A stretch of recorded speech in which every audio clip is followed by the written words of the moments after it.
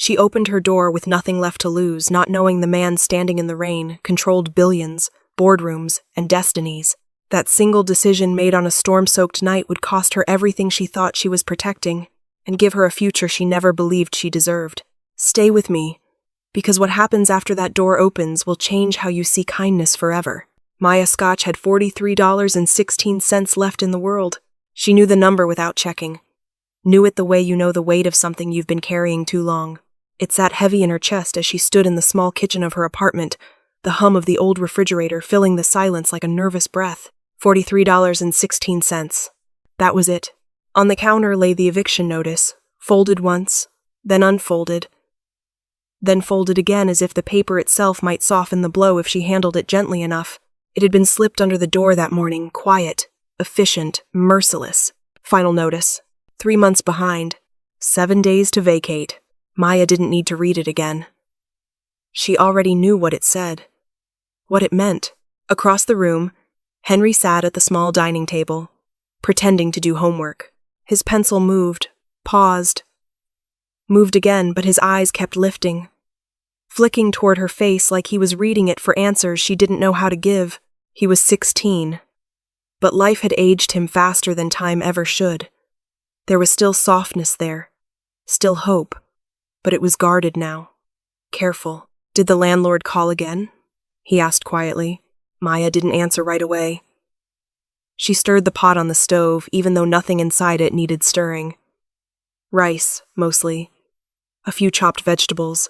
The last of a chicken breast she'd sliced thin enough to stretch into something that looked like dinner. No, she said finally. Not today. Henry nodded, like that was enough.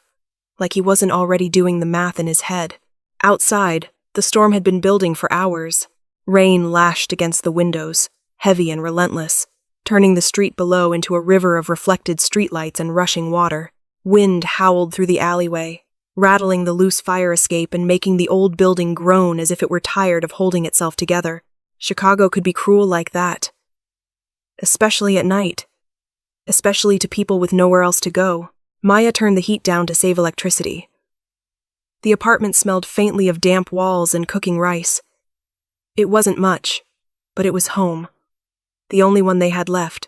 She had done everything right, or at least everything she'd been told was right. Community college, culinary training, long shifts on her feet in kitchens that never quite paid enough. She dreamed of opening her own food spot one day. Something small. Something honest. Food that felt like family. But dreams didn't pay rent, and landlords didn't care how hard you tried. She was scooping rice onto plates when the lights flickered. Once. Twice. Her stomach tightened. Please don't go out, Henry murmured. The lights steadied. For now. Then, knock, knock, knock. Maya froze, spoon hovering midair. The sound cut through the apartment sharper than the thunder. 3 knocks. Hard, urgent. Henry looked up, eyes wide. Don't open it. Maya didn't move. Nobody knocked this late. Not during a storm like this. Not in their building unless they wanted something, or worse. The knocking came again. Louder. More desperate. Her heart began to race. Every instinct screamed caution. This was how trouble started. How you ended up hurt, robbed, or worse. She had a responsibility now. She couldn't afford mistakes. Slowly, she set the spoon down and moved toward the door. Stay back, she whispered to Henry. She leaned toward the peephole, and then she saw them. A man stood in the hallway, soaked through, rain dripping from his hair and clothes like he'd been dragged out of the storm itself. His white dress shirt clung to his frame, transparent in places, darkened with water. He looked out of place here, too clean, too composed, even soaked and shaking. In his arms was a small boy. The child couldn't have been more than 8 or 9. His head rested limply against the man's shoulder. His face flushed an alarming shade of red. His small body trembled. Not from the cold alone, but from something deeper. The boy coughed. It was a wet, painful sound that made Maya's chest tighten. The man looked up, directly at the peephole, as if he could see her through it. His eyes were sharp, frightened, pleading in a way that cut straight through her fear. Maya stepped back from the door. She should not open it. She knew that. She had barely enough food for herself and Henry, barely enough money to last the week. She didn't know this man, didn't know what he wanted, didn't know what danger he might bring with him. The knock came again. "Please," a voice called, strained and urgent. "My son is sick." Henry grabbed her arm. "Maya, please." She closed her eyes. Fear pressed in on her from every side, but so did something else. Something older. Something stubborn.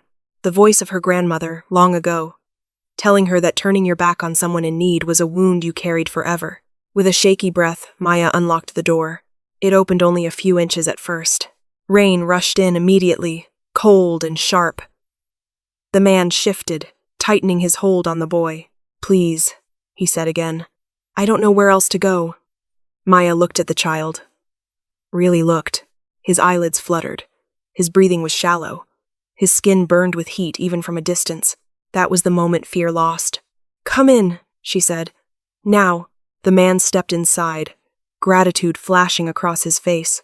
Water pooled on the floor beneath them as Maya closed the door quickly behind him. "I'm Maya," she said, already moving. "What's his name?" "Eric," the man replied. "I'm Kenneth. My car broke down. My phone." "It's okay." She cut in gently. "Sit. Let me see him." She guided them toward the couch, grabbing towels from the bathroom, clean ones she'd been saving, but that suddenly didn't matter anymore. She pressed one into Kenneth's hands, another around Eric's shoulders. The boy shivered. Maya placed the back of her hand against his forehead. He was burning up. "We need to get his fever down," she said, more to herself than anyone else. She moved quickly, pulling medicine from the cabinet, measuring carefully, coaxing Eric to swallow. Kenneth watched every movement, his jaw tight, his hands shaking just slightly. Henry hovered nearby, silent, uncertain. "I'll make soup," Maya said. "Something warm." She turned back to the stove, her heart pounding not with fear now, but with focus. Purpose. As the pot warmed, the storm continued to rage outside. But inside the apartment, something shifted. Something fragile and human settled into the space between them. Kenneth sat on the edge of the couch all night, refusing to sleep. His hand never leaving Eric's back. Maya checked the boy's fever again and again, adjusting blankets, whispering reassurance she wasn't sure he could hear. Sometime after midnight, Eric's breathing slowed. His fever eased. Kenneth exhaled for the first time since arriving. By morning, the storm had passed. Sunlight crept through the window, pale and tentative, touching the worn furniture and the faces of 3 people who had survived the night together. Kenneth stood to leave, exhaustion etched into every line of his face. Before Maya could protest, he pressed an envelope into her hand. "For your kindness," he said quietly. She tried to refuse. He wouldn't let her. After the door closed behind them, Maya stood in the silence, staring at the envelope in her palm. She had no idea yet that the choice she'd made, the door she'd opened, was about to change everything. If you're still here, hit like, subscribe, turn on notifications, and comment the city you're watching from.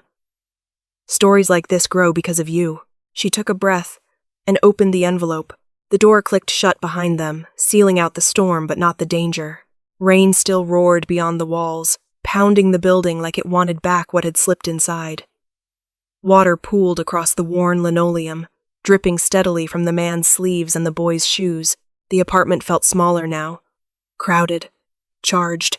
Maya stood for a moment with her back to the door, listening. Eric whimpered softly in his father's arms. That sound snapped her into motion. "Sit him down," she said, already moving toward the couch. "Careful." The man Kenneth, he'd said, lowered his son gently, as if Eric were made of glass. The boy's head lolled forward, his dark lashes fluttering against flushed skin. He coughed again, the sound scraping from deep in his chest. Maya's stomach tightened. Henry hovered near the hallway, arms crossed tightly over his chest, eyes darting between the stranger and the door like he was mapping escape routes. His jaw was set, his body tense, ready. "Henry," Maya said quietly. "Grab the towels from the bathroom." Henry hesitated. "Please," she added, meeting his eyes. He nodded once and disappeared down the hall. Kenneth stayed standing, unsure, his hands hovering like he didn't know where to put them now that Eric was resting. He looked around the apartment quickly, taking in the chipped paint, the secondhand furniture, the thin walls, then looked away just as fast. "I'm sorry," he said. "I didn't mean to." "It's fine," Maya cut in, not unkindly. "You did the right thing." He let out a shaky breath, like he'd been holding it since before he knocked. "My car died 2 blocks away," he explained, voice low. "I tried calling for help, but my phone, it got soaked. He was fine earlier, tired, but fine. Then all of a sudden he was burning up. I didn't know what to do." His words came fast but controlled, like someone forcing calm onto panic. Maya nodded as if she understood completely. In a way, she did. "Let me check him," she said. She knelt in front of Eric, resting the back of her fingers against his forehead. Too hot. Her heart sank. "Henry!" she called. He returned with towels, dropping them onto the arm of the couch. Maya wrapped one around Eric's shoulders, another over his legs. "Do you have any allergies?" she asked Kenneth. "No, none," he replied immediately. "He's usually healthy. Rarely even catches a cold." There was something in the way he said it, pride. Maybe. Or guilt. Maya stood and crossed to the kitchen, opening the medicine cabinet. She scanned the shelves quickly, fingers brushing past half-empty bottles until she found what she was looking for: fever reducer. She checked the label, then the dose. Her hands were steady, even though her chest wasn't. Henry stood in the doorway watching, his eyes never leaving Kenneth. "Here," Maya said, handing the medicine to Eric gently. Small sips. Eric swallowed with difficulty, grimacing. Kenneth leaned forward instinctively, murmuring reassurance under his breath. "Easy, buddy. You're okay. I've got you." Maya noticed then how close he stayed. How his hand never left Eric's back. How his shoulders remained squared. Protective, even as exhaustion dragged at him. This wasn't a man used to helplessness. The storm growled outside, thunder rolling low and deep. The lights flickered again, briefly dimming the room. Henry flinched. Maya glanced toward the ceiling, then back to Eric. "We'll get his fever down," she said. "But he needs rest. And warmth." Kenneth nodded. "Whatever you need, I can—" "Sit," she said gently. "You're soaked." He hesitated, then sat on the edge of the couch, careful not to jostle Eric. Water dripped onto the floor beneath his shoes. Maya grabbed an old towel and tossed it his way. "Dry off. I'll make something warm." "You don't have to." "I know," she replied. "But I want to." She turned back to the stove, staring at the nearly empty pantry. Rice, a few vegetables. That last chicken breast. She swallowed. This wasn't the time to count costs. She moved with purpose, chopping, stirring, letting the familiar motions ground her. Cooking had always been her anchor. When everything else fell apart, food still made sense. Behind her, Kenneth's voice dropped to a whisper. "I'm sorry," he said again. "I didn't mean to put you in this position," Henry answered before Maya could. "You don't even know us," he said sharply. "You could be anyone." Kenneth met his gaze without flinching. "You're right," he said calmly. "You don't owe us anything." The tension in the room thickened. Maya turned around. "Henry." He fell silent, but his eyes stayed hard. Kenneth looked back at Eric, his expression tightening. "I just needed help," he said quietly. "Just for tonight." "Tonight." The word echoed in Maya's head. She brought the soup over once it was ready, the steam rising gently, filling the apartment with warmth. She sat beside Eric, lifting the spoon carefully. "Try this," she murmured. Eric's eyes opened halfway. He took a tentative sip, then another. His breathing eased just a little. Kenneth watched like it was a miracle. "Thank you," he said, voice thick. Maya nodded, unable to speak. When the bowl was empty, she touched Eric's forehead again. "Still hot, but not worse." "Not yet. We'll need to keep checking his temperature," she said. "Every hour." "I'll stay up," Kenneth said immediately. "So will I," Maya replied. Henry glanced between them, I can take the couch, he offered stiffly. You can… No, Maya said without hesitation. You'll take my room. Kenneth blinked. I couldn't. You will, she said firmly. He needs a bed. Henry and I will manage. Henry's mouth opened, closed. Maya, it's one night, she said softly, meeting his eyes. We'll be fine. She gathered blankets, setting them up on the pull-out couch. The fabric was thin, worn, but clean. Kenneth stood slowly. I don't know how to thank you. Maya shrugged. You don't have to. As the night deepened, the storm refused to relent. Rain battered the windows, the sound constant, almost hypnotic. Somewhere down the block, a siren wailed and faded. Maya checked Eric's temperature again. Still high. Kenneth watched her every move, asking questions only when necessary, never hovering, never interfering. There was restraint there. Discipline, the kind you learned over years of controlling rooms, of staying composed when everything inside was screaming. He didn't pace, didn't panic, but his eyes never left his son. At one point, Maya noticed his hands shaking. She offered him water. He took it with a nod, drank, set the glass down carefully. Eric's mother, Maya began, then stopped herself. Kenneth looked at her. She passed away, he said quietly. No hesitation, no bitterness, just fact. 2 years ago, Maya felt something soften in her chest. I'm sorry, she said. He nodded once. So am I. The clock ticked loudly on the wall. Midnight passed. 1 o'clock. 2. Maya dozed lightly on the couch, waking every time Eric stirred. Each time she checked his forehead, her anxiety crept higher. By 3 a.m., the fever hadn't broken. It climbed. Eric whimpered, twisting under the blankets. His breathing grew shallow again, uneven. Maya's pulse quickened. She grabbed the thermometer, waited, read the number, and felt her stomach drop. Too high. Henry, she whispered urgently. He was up in an instant. Kenneth was already on his feet. What is it? Maya swallowed. His fever spiking. Eric let out a small cry, his body trembling despite the blankets. Kenneth scooped him up, panic cracking through his composure at last. Hey, he murmured desperately. Hey, it's okay. Daddy's here. Maya moved fast, grabbing cool cloths, pressing them gently against Eric's skin. Outside, thunder crashed loud, violent. Inside, fear finally arrived. Stay with me, Eric, Maya whispered, her voice steady even as her hands shook. You're okay. You hear me?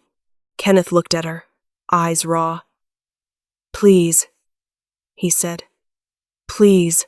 Maya didn't answer. She was too busy fighting the night, and the fever was still rising. The fever did not break all at once. It lingered, stubborn and dangerous, clinging to Eric's small body like the storm clung to the city outside. Maya worked quietly, methodically, refusing to let panic take over. Fear could wait. There was work to do first. She pressed a cool cloth against Eric's forehead, then another along his neck. Kenneth held him close, rocking gently, murmuring words that sounded less like sentences and more like promises he was trying to keep. You're okay, he whispered. You're okay. Daddy's here. Eric whimpered, then stilled. Maya checked the thermometer again. The number was still too high, but it wasn't climbing anymore. Not yet. That's good, she said softly. That's something. Kenneth nodded, though relief hadn't reached his eyes. He looked exhausted now, the rigid control he'd held all night beginning to crack. The storm outside thundered one last time, then slowly began to retreat, rain softening from an assault to a steady whisper. Maya exhaled. She straightened and glanced toward the kitchen. He needs something warm, she said. Something real, not just medicine. Kenneth looked at her uncertainly. You've already done enough. Maya shook her head. Food helps. Sometimes more than people think. She crossed to the kitchen, opening the pantry again. It stared back at her, nearly empty. Rice. A few onions. Carrots softened with age. That last chicken breast. She rested her hands on the counter, eyes closed for a brief moment. Her grandmother's voice rose in her memory, low, steady. Sure. When someone is sick, you don't ask what you have left. You ask what you can give. Maya moved. She chopped the onions slowly, deliberately, letting the rhythm steady her breathing. The scent filled the kitchen. Sharp and familiar, tugging at something deep inside her. She added the carrots, the chicken, the rice, stretching, making the ingredients work harder than they should have. As the pot warmed, the sound of simmering filled the apartment, gentle and comforting. Cooking had always been this for her. More than food, more than survival. It was memory, identity. Proof that even when everything else was stripped away, she could still create something that mattered. Behind her, Kenneth watched silently. He didn't interrupt. Didn't hover. He simply stood there, holding Eric, observing with an intensity that made Maya aware of every movement she made, not in judgment, but in something closer to awe. The soup thickened, steam curling upward like a promise. Maya tasted it, adjusted the seasoning, then poured a small bowl. She returned to the couch and sat beside Eric. Hey, she whispered. I made something for you. Eric stirred weakly, his eyelids fluttering open. His eyes dark, glassy. Exhausted, focused on her face. She lifted the spoon slowly, patiently. He hesitated. Kenneth held his breath. Eric took a sip. His brow furrowed slightly, then relaxed. He swallowed. Then he whispered, barely audible. Warm. Maya smiled, her chest tightening. That's good, she said. That's very good. She fed him slowly, spoon by spoon. With each bite, his breathing eased. His grip on his father's shirt loosened. Color returned, faint but unmistakable, to his cheeks. Kenneth watched like he was witnessing something sacred. Thank you, he said quietly. The words weren't enough, and they both knew it. Maya shook her head. He's a good kid. Kenneth nodded. He's everything. They fell into a quiet rhythm after that. Eric slept, deeper now. Kenneth laid him gently onto the bed, Maya's bed, hesitating only a moment before settling beside him on the edge, his posture protective even in rest. Maya handed Kenneth a blanket. For you, she said. He accepted it, surprised. I'll be fine. She didn't argue. Henry emerged from the hallway, eyes heavy with exhaustion but sharp with concern. He glanced at Eric, then at Maya. He okay? For now, she said. We'll keep watching him. Henry nodded, relief flickering across his face before he masked it. He didn't say anything else, just pulled the couch open and settled in, his body angled protectively toward his sister. The night stretched on. Quieter now. The storm finally loosened its grip, rain thinning to a soft drizzle. The building creaked as if sighing in relief. Somewhere outside, a car drove past, tires hissing against wet pavement. Maya checked Eric's temperature again. Lower. Not normal yet, but lower. She let herself breathe. Kenneth noticed. It's going down? Yes, she said softly. He's fighting it. His shoulders sagged. Thank you, he said again, voice rougher this time. I don't think... He stopped, swallowing hard. I don't think he would have made it through the night without you. Maya didn't respond right away.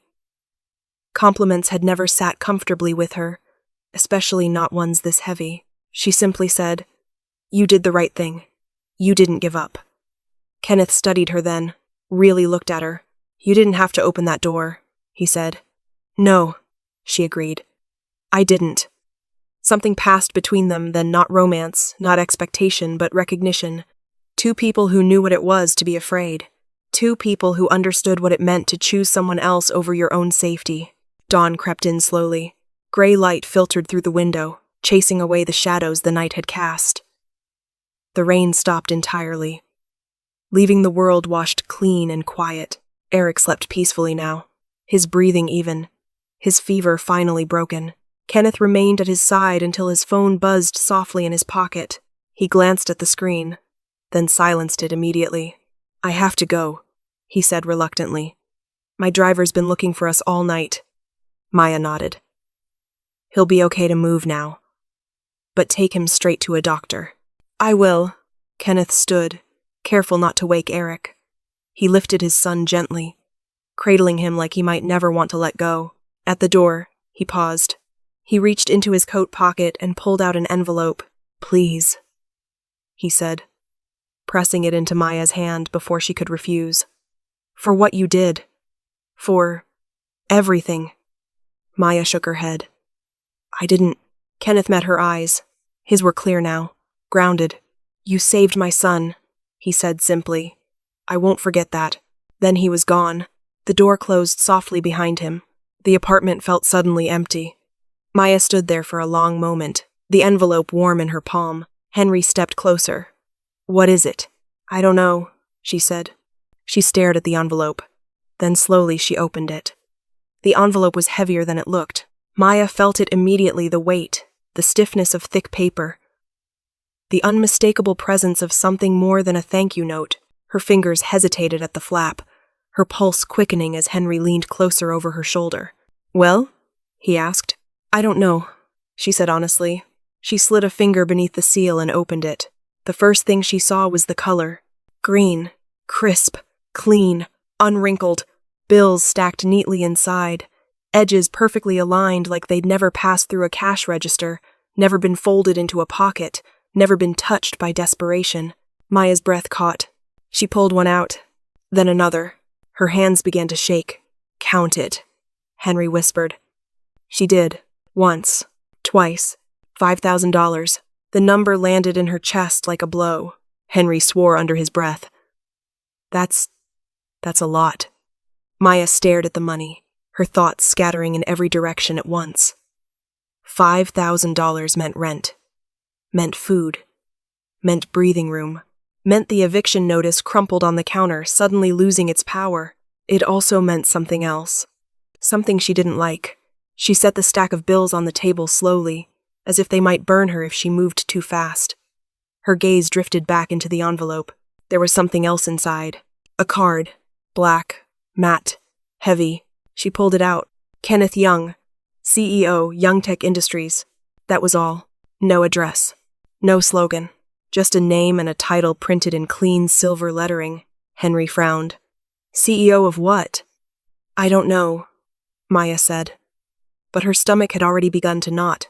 She pulled her phone from her pocket and typed the name into the search bar before she could talk herself out of it. The page loaded. And then, her world tilted. Images filled the screen. Headlines. Articles. Awards. Kenneth Young Tech Billionaire, Industry Disruptor, Philanthropist.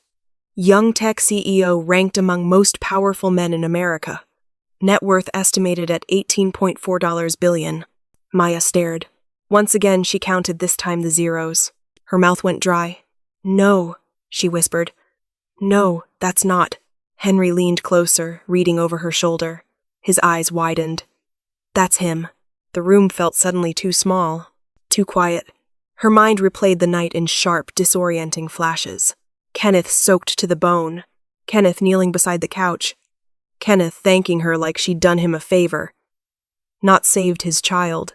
A billionaire CEO had slept in her bed, had eaten her food, had watched her cook with her last ingredients, and never once mentioned who he was. Her chest tightened, not with awe, not with excitement, but with something sharper. Humiliation. "He lied," Henry said flatly. Maya shook her head slowly. "No, he just didn't tell the truth." That's the same thing. She knew Henry was right. But part of her resisted the simplicity of that judgment. Kenneth hadn't acted like a man used to power. He hadn't thrown money at the situation, not until the end. He hadn't demanded anything. And yet, the money sat there between them now. Undeniable. "What are you going to do?" Henry asked. Maya didn't answer. She walked to the window, staring out at the street below. The storm had washed everything clean, leaving the city quiet and gray. People moved along the sidewalks again, life resuming as if nothing extraordinary had happened. She felt different, like she'd been standing on one side of an invisible line and had just realized how far the other side really was. $5,000. The amount solved everything. She picked up the eviction notice, reading it again with new eyes. This time, the words felt smaller, weaker, She paid the rent that morning. Online. In full. The confirmation email arrived seconds later. Henry let out a breath he'd been holding for months. "It's over," he said.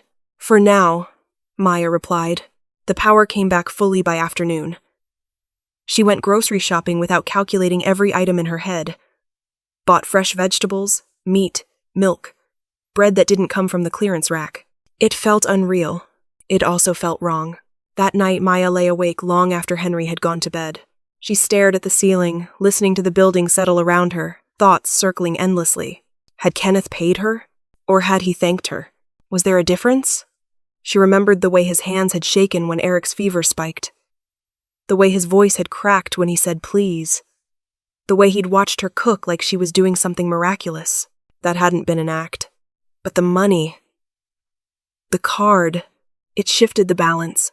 Changed the story. She told herself she'd return it. That she'd find a way.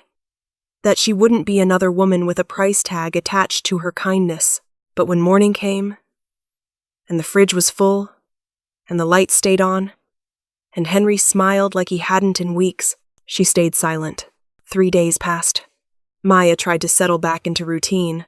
She cleaned the apartment from top to bottom, scrubbing away the night as if it might leave a stain. She cooked. She sent out job applications she'd already sent before. She checked her phone more often than she cared to admit. Nothing. No message. No call. Maybe that was it. Maybe Kenneth Young had done what powerful men did best, dropped into someone's life, fixed a problem with money, and moved on without looking back. Maya told herself she should be relieved. She almost believed it. On the third morning, a low hum cut through the air outside her window. Not thunder, not traffic. Something deeper. She peered through the blinds. A black SUV sat parked at the curb. Shiny. Immaculate. Out of place on her street like a shadow that didn't belong. A suited woman stepped out, closing the door with deliberate precision. She glanced up at Maya's building, checked her phone, then started toward the entrance. Maya's heart began to pound. Henry appeared beside her. "Who's that?" Maya didn't answer. She already knew. The knock came seconds later. 3 sharp, confident taps. Not desperate. Not afraid. Just certain. Maya swallowed and stepped toward the door. The knock sounded different this time. It wasn't urgent. It wasn't desperate. It was precise. Maya stood frozen in the narrow hallway, heart thudding so loudly she was sure the woman outside could hear it. Henry hovered behind her. His presence a quiet anchor, though his fingers twitched at his sides.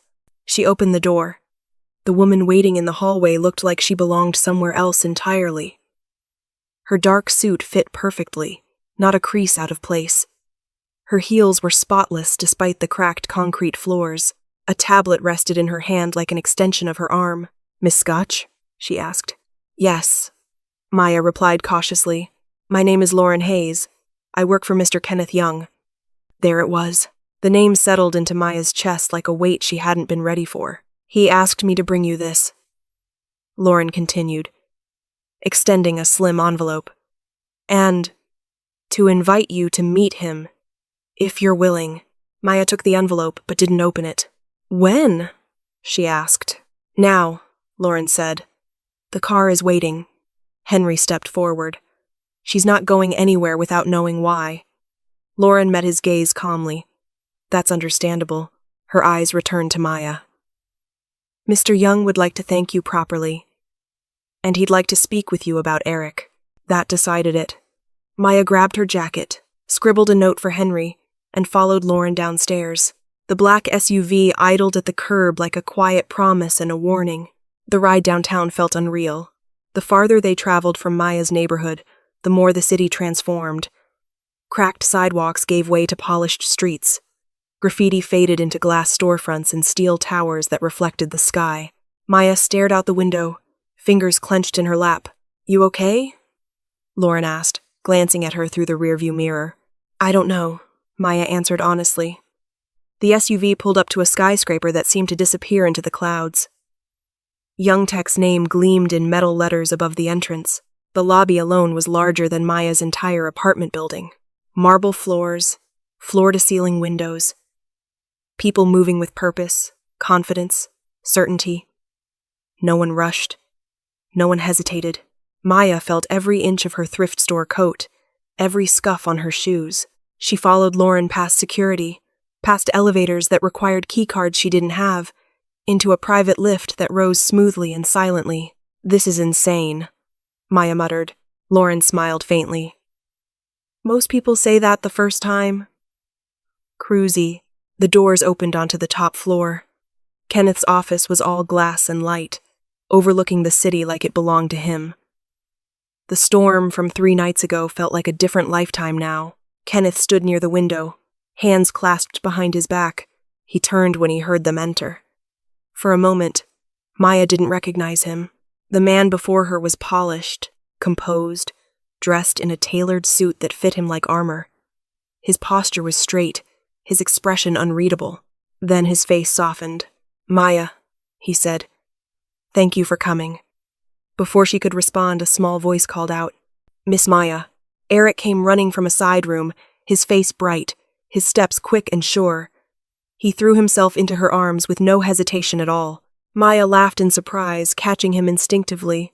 "You're supposed to be resting," she said. "I am," Eric replied proudly. "Daddy says I'm all better." Kenneth watched them. Something warm flickering briefly across his features before he masked it. "Eric hasn't stopped talking about you," he said. "Or your soup." Maya set Eric down gently. "I'm glad you're feeling better." He nodded solemnly. "I was really sick." "Yes," she said softly. "You were." Kenneth gestured toward a seating area. "Please, sit." Maya remained standing. "I didn't come for a tour," she said, "or to be impressed." Kenneth inclined his head. "Fair." He waited a beat, then spoke carefully. "I owe you more than money." Her jaw tightened. "I didn't help you for money." "I know," he said immediately. "That's why this matters." He explained then, slowly, deliberately, how Eric's illness had terrified him, how close he'd come to losing the only family he had left, how no amount of wealth or influence had mattered in that hallway outside her apartment door. "You gave up your bed," he said quietly. "Your food, your safety. You didn't know who I was, and you didn't care." Maya crossed her arms. "You didn't tell me who you were." Kenneth didn't flinch. "I didn't think it mattered." She searched his face for arrogance. Found none. Only sincerity and something like regret. "I'd like to offer you a position," he continued. Her breath caught despite herself. "A job?" she asked. "Yes." He gestured toward Eric. "As his live-in chef." The words hit harder than the money had. "You'd live in the residence," Kenneth went on. "Full salary. Health care. Security. A contract that ensures your brother's protection as well." Maya's pulse roared in her ears. This was too much. This was how traps were laid. "And why would you do that?" she asked. Kenneth met her gaze steadily. "Because my son trusts you. Because you changed him. And because you deserve stability." There it was again, that word. Deserve. People like her didn't get offers like this without consequences. "I need time," Maya said finally. Kenneth nodded. "Of course." She turned toward the door, heart racing, fear and longing tangling painfully inside her. She walked away from the safest option she'd ever been given, and didn't look back. Maya didn't accept the offer all at once. She carried it with her for 3 days, letting it sit heavy in her chest like a question she was afraid to answer. She replayed Kenneth's words again and again: stability, security, my son trusts you, measuring them against everything life had taught her about promises that sounded too good to be true. She talked it through with Henry late one night, both of them sitting on the couch in the half-dark. "This isn't normal," Henry said. "People don't just do this."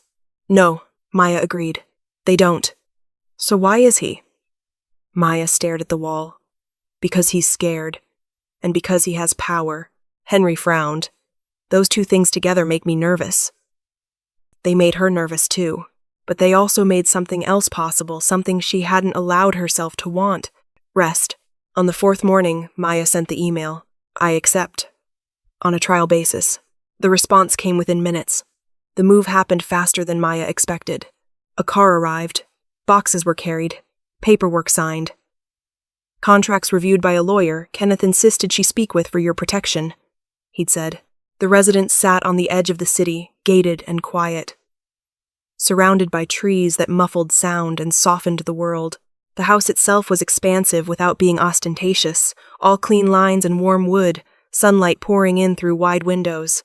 Maya felt like she'd stepped into someone else's dream. Her room alone was larger than her old apartment's living space. There was a bathroom attached. Towels folded neatly. Toiletries already stocked. The kitchen made her stop short. Professional-grade appliances. Endless counter space. Cabinets filled with spices she'd only ever seen on cooking shows. She swallowed hard. This is temporary, she reminded herself aloud. Eric appeared in the doorway, already comfortable, already smiling. Miss Maya, he said, like the words belonged together. She knelt. Hey, you live here now? He asked. I'm helping out, she replied carefully. Eric grinned. Good. And just like that, something inside her shifted. The days settled into a rhythm. Maya cooked breakfast with Eric beside her, teaching him how to crack eggs without shells falling in, how to smell spices before using them. He talked more than he had that first night about school, about cartoons, about his mom. Though always briefly, as if the subject still hurt too much to hold for long. But he laughed now. That alone felt like a miracle. Kenneth watched from a distance. He was polite, professional, always grateful. But there was a wall there, carefully constructed, reinforced with routine and restraint. He left early most mornings and returned late, often after Eric was already asleep. When he did sit down for meals, he listened more than he spoke. How was your day? He'd ask Eric. Good, Eric would reply. We cooked. Kenneth would nod. That's great. Then silence would settle again. Maya noticed things, the way Kenneth never raised his voice, the way he checked his phone constantly but never during dinner, the way he stood in doorways like he didn't quite know where he belonged. Henry adjusted too, though not without resistance. His new school was bigger, whiter, louder in ways he didn't like. He came home guarded, shoulders tense, eyes sharper than before. They ask stupid questions, he told Maya one evening. Like I'm a guest in my own life. She understood. Still, he liked the library, the quiet, the way teachers noticed him now. It wasn't home, but it was safer. By the second week, people began to notice Maya. First, it was whispers among staff. Then looks when she walked through shared spaces. Then one morning, as she dropped Henry off at school, she saw it. A camera, not close, not aggressive, but unmistakable. Her stomach clenched. That night, Kenneth addressed it calmly. There's been some interest, he said. Nothing serious. I've handled it. Handled it. The phrase lingered. If you're still with me, take a second hit, like subscribe to the channel, turn on notifications, and comment where you're watching from. Stories like this grow because of your support. Maya nodded, though unease curled beneath her ribs. She hadn't asked to be seen. It happened late one night. The house was quiet, lights dimmed low. Maya had stayed up prepping ingredients for the next day, enjoying the solitude the kitchen offered after hours. She was wiping down the counter when she heard it. A sound she didn't recognize at first. Low. Broken. She froze. It came again from the far end of the hall. A sob. Maya's heart stuttered. She moved slowly, carefully, following the sound until she reached Kenneth's office.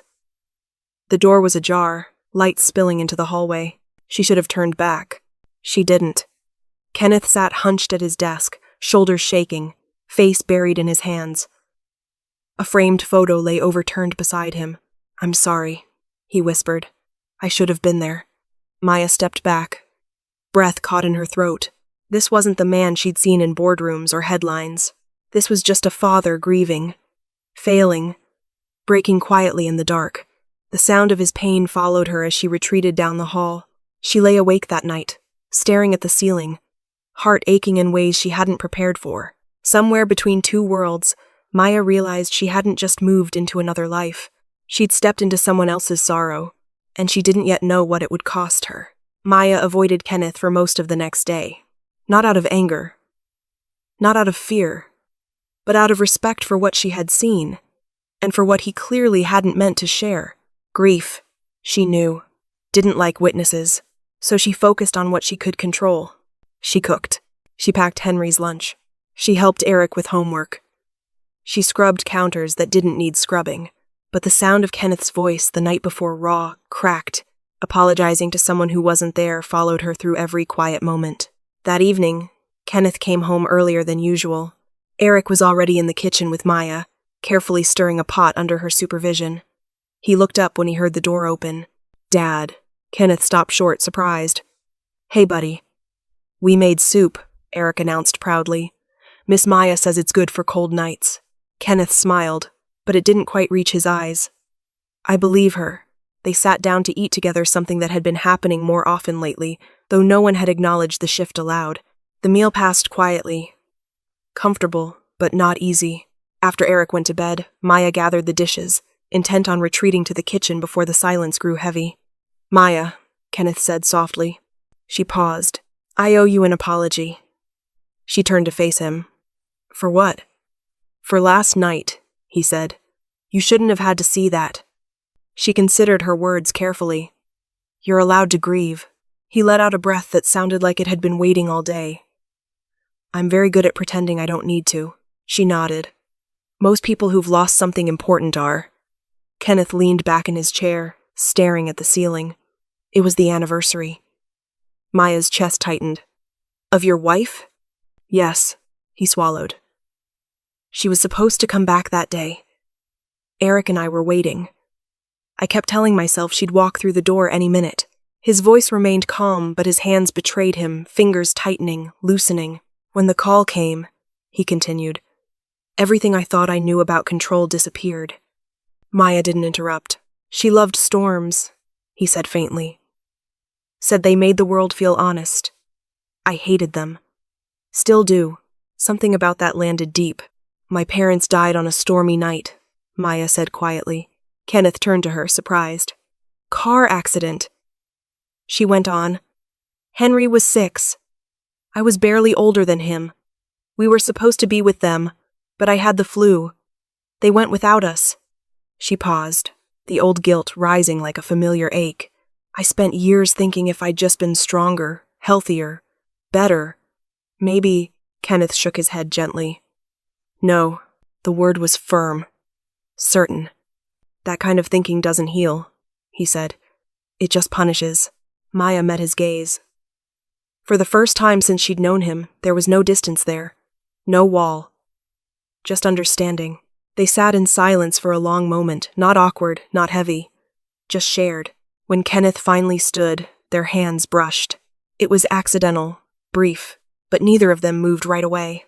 Maya was suddenly aware of how close he was. Of the warmth radiating from him. Of the way his presence felt, not overpowering. Not demanding, but steady. She stepped back first. "This doesn't change anything," she said quietly. Kenneth nodded. "I know." But something had already shifted. The change was subtle at first. Lingering glances across the kitchen. Conversations that stretched later into the night. Kenneth asking about her dreams not out of politeness, but genuine curiosity. Still, they were careful. Too careful. Maya reminded herself constantly of the imbalance between them. Employer and employee. Billionaire and woman who had once counted pennies to buy rice. She had seen how stories like this ended, and she refused to let herself become one more cautionary tale. The warning came anyway. 3 days later, Maya was walking Henry to school when she noticed the car parked across the street. Dark windows. Engine idling. She felt it before she saw it. The shift in the air. The attention. A man lifted a camera. The click was soft, but unmistakable. That evening, Kenneth said nothing. But Maya knew, and the next morning, the headline confirmed it. The first article was careful, measured, polite.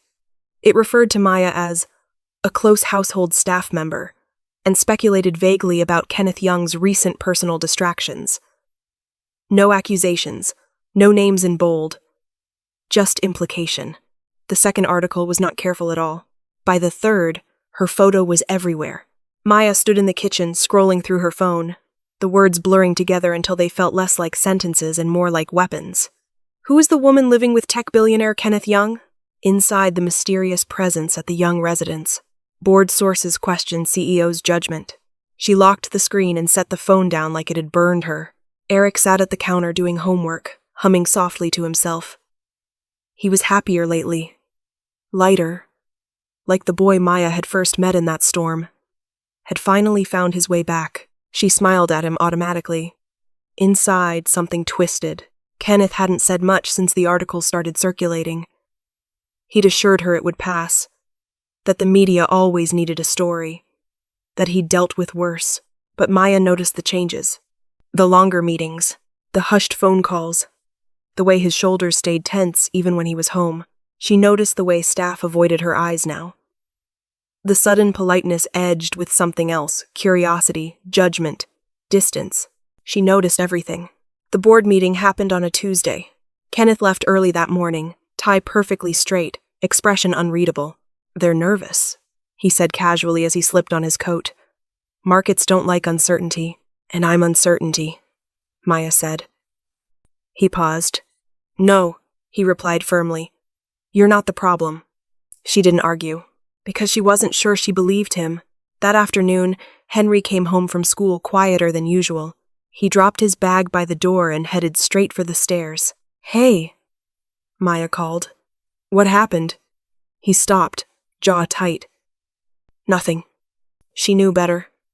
She followed him into his room, closing the door behind her. Henry, he exhaled sharply. Some kid asked if I was rich now, said my sister was climbing. Hey. Maya's chest tightened. Another one asked if you were being paid to. He stopped himself. I won't say it. She sat beside him.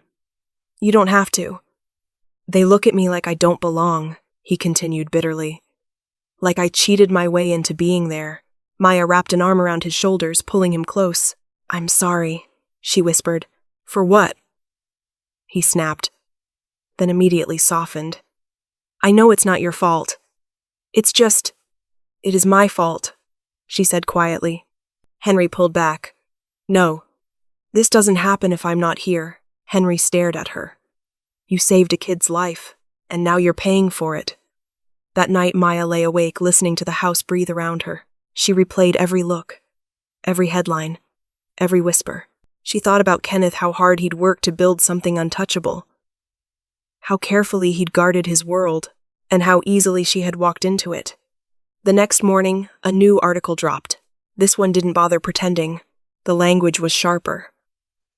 The tone, uglier. Sources close to the board suggest Young's personal entanglements may be clouding his judgment.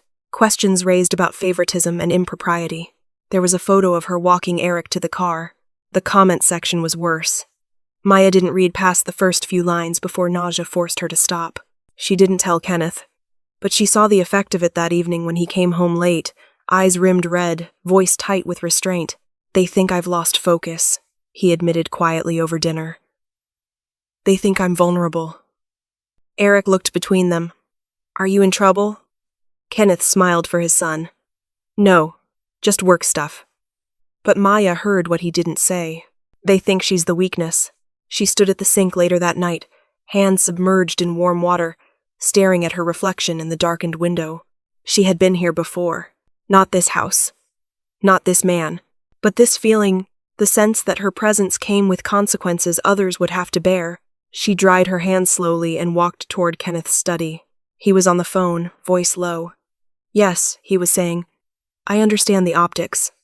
No, that's not. He stopped when he saw her. I'll call you back, he said, ending the call. They looked at each other across the room, the unspoken stretching between them. I can fix this, Maya said. Kenneth frowned. There's nothing to fix. There is, she replied. I am it. No, he said sharply. You are not leaving. She took a breath. I can't stay. The words hurt coming out, sharp and final. Maya, this keeps getting worse, she said. For you, for Henry, for Eric. Kenneth stepped closer. We'll get through it. At what cost? she asked softly. He didn't answer. That was enough. She packed that night. Quietly, carefully, Henry watched from the doorway, tears burning unshed. You don't have to do this, he said. I do, she replied, voice breaking. Because I love you. She paused at the door, hand resting on the frame, taking one last look at the life she'd almost believed she could keep. Then she walked away. Maya waited until the house was asleep. She packed slowly, folding clothes with care, as if gentleness might make the leaving hurt less. She chose only what she needed: jeans, sweaters, a few books, the worn notebook where she wrote recipes when she couldn't sleep. Everything else stayed. This wasn't about starting over. It was about disappearing before she did more damage. Henry sat on the edge of the bed, watching her. His silence heavier than words. He'd already packed his bag. He didn't ask questions anymore. He knew her face too well for that. Down the hall, the house was quiet. Too quiet. Maya paused at Eric's door. He slept, curled on his side, one hand tucked beneath his cheek, breathing soft and even. A faint nightlight cast a warm glow over his face, making him look younger than he was, fragile in a way that cut straight through her chest. She knelt beside the bed. I'm sorry, she whispered, though she knew he couldn't hear. I wish this world were kinder. She brushed a curl back from his forehead, letting her fingers linger for half a second longer than she should have. Then she stood and closed the door gently. Kenneth was still awake. She found him in the study, standing by the window, city lights stretched out below him like something unreachable. He turned when he sensed her presence. Don't, he said quietly before she could speak. She stopped a few steps inside the room. I didn't want to leave without telling you, she said. His jaw tightened. You already told me. This time I mean it. Silence pressed in. You think this will protect us, he said finally. I know it will, she replied. Kenneth shook his head slowly, disbelief written across his face. You don't get to decide that alone. I do, she said softly. Because I'm the one they're using to hurt you. They're using fear, he snapped, then immediately lowered his voice. And you're letting them. Maya swallowed. I can't watch them tear you apart because of me. You're not.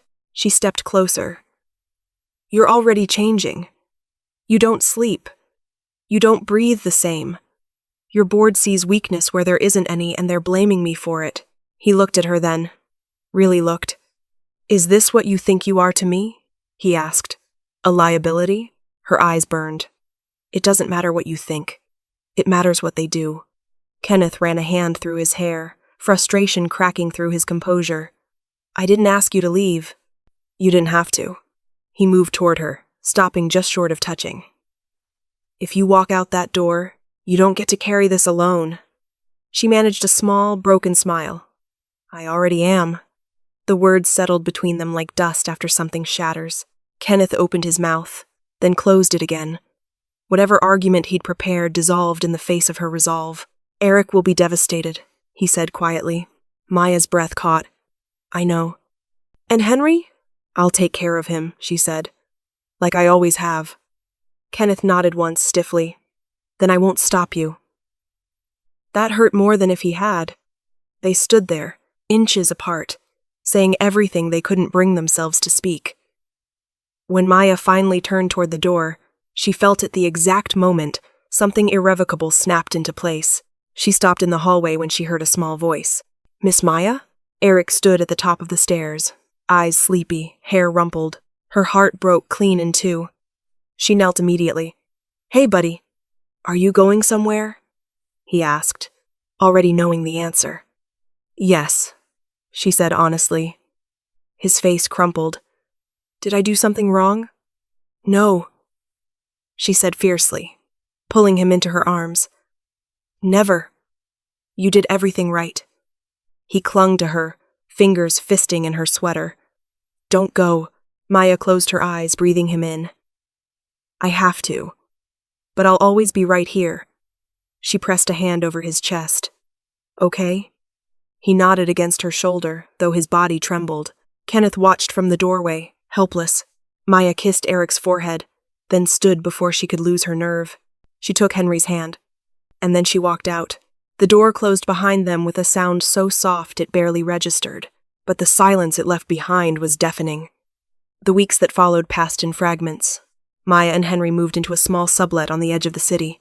It wasn't much, but it was theirs. Maya worked nights. Henry adjusted again. Life continued because it had no choice. Kenneth didn't call. She didn't expect him to. Some nights, she dreamed of the house of the kitchen, the laughter, the quiet moments she'd almost believed were permanent. She woke each time with the same ache. 3 weeks later, her phone rang. She almost didn't answer. Almost. Maya, Kenneth's voice said, stripped of all restraint. It's Eric. Her heart stopped. What happened? He's sick, he said. High fever. The doctors don't know why. He keeps asking for you. Maya closed her eyes. The storm was coming back. The call came in the middle of the afternoon. Maya almost ignored it. The number was unfamiliar. And she was elbow-deep in dishwater at the diner where she'd picked up night shifts since leaving. Bills didn't pause for heartbreak. Life kept asking for proof you could survive it. The phone rang again. She wiped her hands on her apron and answered. Hello? Is this Maya Scotch? A woman asked, professional but tense. Yes. This is Oak Ridge Elementary. It's about Eric Young. Maya's grip tightened on the phone. What happened? She asked, already standing. He collapsed during class. The woman said. High fever. We've called his father, but we haven't been able to reach him yet. Eric keeps asking for you. The room tilted. I'm on my way, Maya said. She didn't think, didn't hesitate, didn't stop to ask whether she was still welcome. She grabbed her jacket, heart pounding so hard it drowned out everything else. Outside, the sky had darkened unnaturally fast. Thick clouds rolled in low, heavy with rain. Wind cut through the streets, sharp and familiar.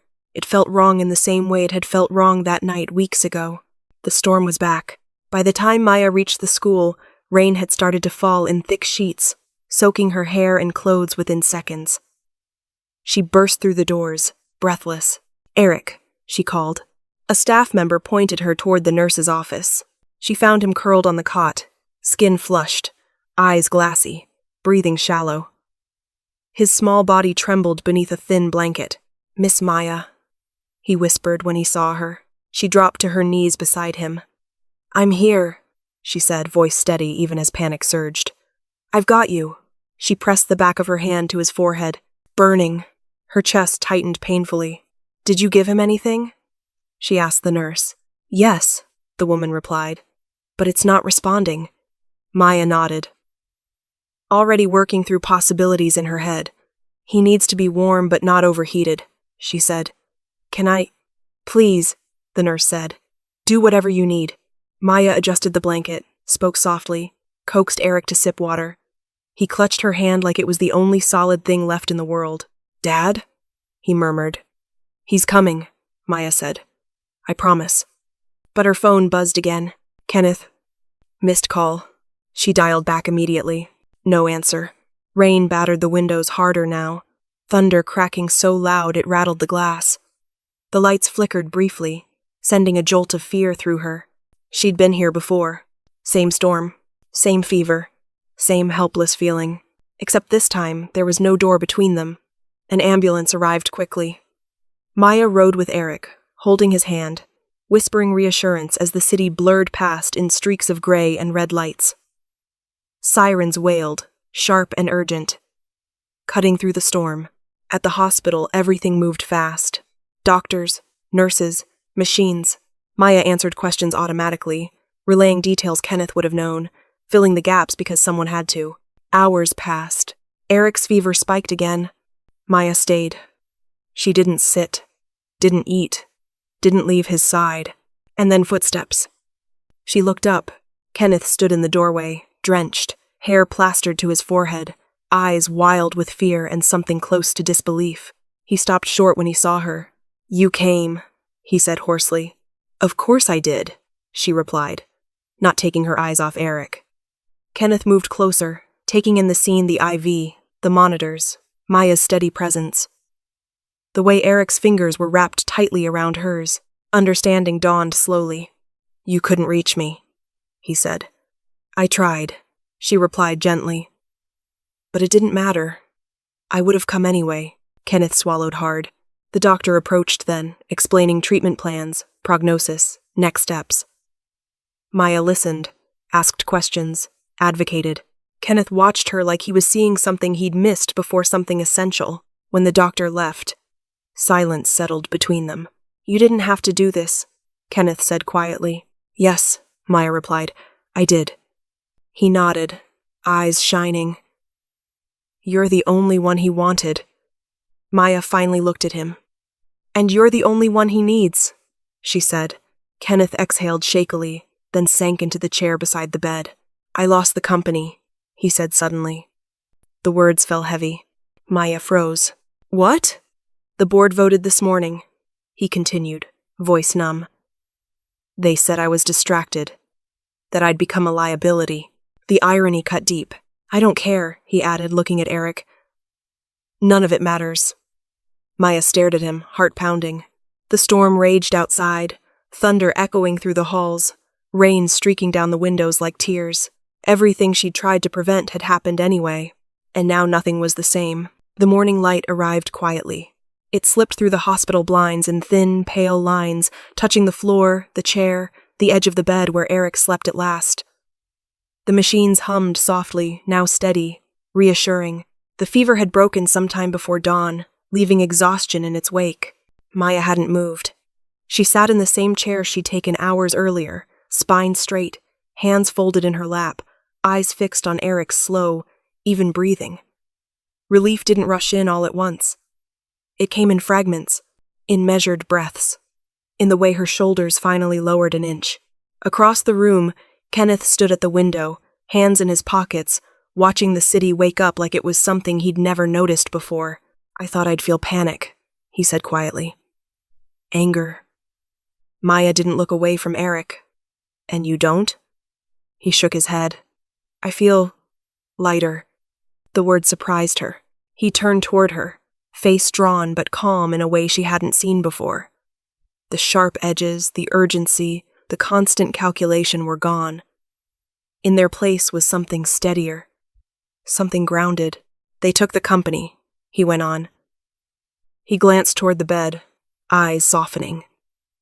That tells me everything I need to know. Maya finally met his gaze. You're allowed to grieve it. I know, he said. I just don't want to confuse grief with regret. Silence settled between them, not heavy, not awkward, honest. When my wife died, Kenneth continued, voice low, I buried myself in work because it was the only thing that still obeyed me. The market responded. People listened. I mistook control for healing. Maya nodded. That's an easy mistake. I thought success meant never needing anyone, he said. Turns out it just meant I was lonely with nicer furniture. A corner of her mouth lifted despite herself. I was terrified, he admitted. That if I stopped running, the pain would catch me. And did it? She asked. Yes, he said simply. But so did everything else. He looked at her, then really looked at her and didn't look away. You, he said. Eric. The quiet. The ordinary. Maya's throat tightened. I left because I thought loving you would destroy what you built, she said. I thought I was protecting everyone. Kenneth shook his head gently. You protected what mattered. Eric stirred then, a soft sound escaping him. His eyes fluttered open. Dad? He murmured. Kenneth was at his side instantly. I'm here, buddy. Eric's gaze drifted to Maya. His face brightened weakly.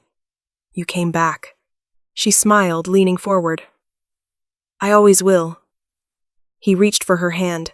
She took it without hesitation, feeling the familiar warmth, the small fingers curling around hers like an anchor. Don't go again, he said. Maya glanced at Kenneth. I'm not, she said. The word felt different this time. Lighter. Truer. Later, when the doctors cleared Eric to rest without constant monitoring, they stepped into the hallway together. Kenneth leaned against the wall, exhaling. I don't know what comes next.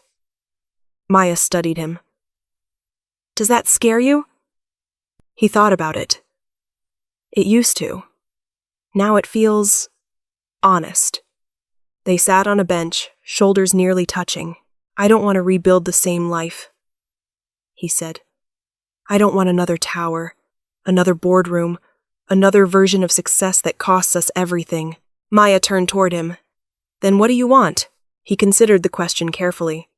I want mornings, he said. Shared meals. A kitchen that smells like something real. A place Eric can run without security watching his shadow. She swallowed. And me? He didn't hesitate. I want you beside me not because you saved us, but because you chose us. Her heart raced, not with fear, but with recognition. I'm scared, she admitted. Not of loving you, of losing myself. You won't, he said. Not with me. They sat there, letting the future take shape not as a plan, but as a possibility. When Eric woke again, stronger this time, he grinned at them both. You're sitting close, he observed. Maya laughed softly. Kenneth smiled. Does that make you happy? Kenneth asked. Eric nodded enthusiastically. Yeah. It feels... Maya met Kenneth's eyes over Eric's head. Something settled. That evening, as rain clouds finally cleared and the city glowed with fresh light, Kenneth reached into his jacket pocket not for a ring, not yet, but for a folded piece of paper. I don't have an empire anymore, he said, handing it to her. But I have this. Maya unfolded it. A simple plan. Modest. Community-focused. A space centered on food, healing, and second chances. Her breath caught. You want to build this together? He nodded. No fear, no hiding. She looked at Eric, then back at Kenneth. Yes, she said. Kenneth exhaled, something like hope breaking free at last. The morning Second Chance kitchen opened its doors. Maya arrived before sunrise. She stood on the sidewalk for a long moment, keys warm in her palm, staring at the name painted across the glass. It wasn't flashy. No grand slogans. Just simple lettering. Steady and sure. Second Chance Kitchen. Behind the windows, the space glowed softly, wooden tables, open shelves, a long counter polished to a quiet shine. The smell of bread warming and onions caramelizing drifted into the street, subtle but inviting. It felt real. Maya unlocked the door and stepped inside. For the first time in her life, she didn't feel like she was borrowing space or waiting for something to be taken away. This place didn't belong to a landlord who could change his mind overnight, or a system that decided her worth based on convenience. It belonged to her, and to everyone who would walk through that door needing something warm. By mid-morning, the street outside had filled.